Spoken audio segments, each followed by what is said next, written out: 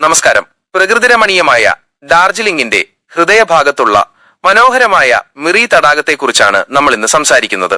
കിഴക്കൻ ഹിമാലയത്തിന്റെ താഴ്വരകളിൽ സ്ഥിതി ചെയ്യുന്ന മിറി സമുദ്രനിരപ്പിൽ നിന്ന് ഏകദേശം 4900 അടി ഉയരത്തിലാണ്. സിക്കിം, ഡാർജിലിംഗ്, കലിംപോങ് എന്നിവിടങ്ങളിലേക്കുള്ള യാത്രാമധ്യേ വിശ്രമിക്കാനും പ്രകൃതി സൗന്ദര്യം ആസ്വദിക്കാനും പറ്റിയ ഒരിടമാണിത്.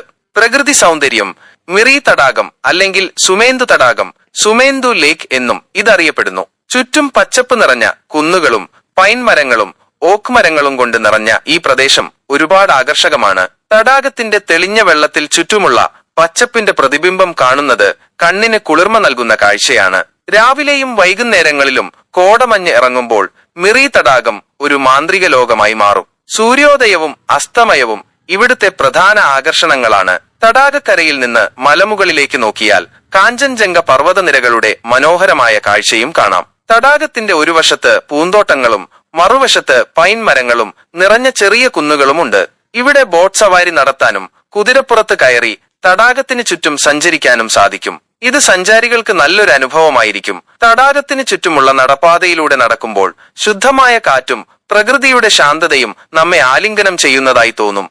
പുഴകളും ജലസ്രോതസ്സുകളും മിറി തടാകത്തിന് ചുറ്റും ചെറിയ നീർച്ചാലുകളും അരുവികളുമുണ്ട്.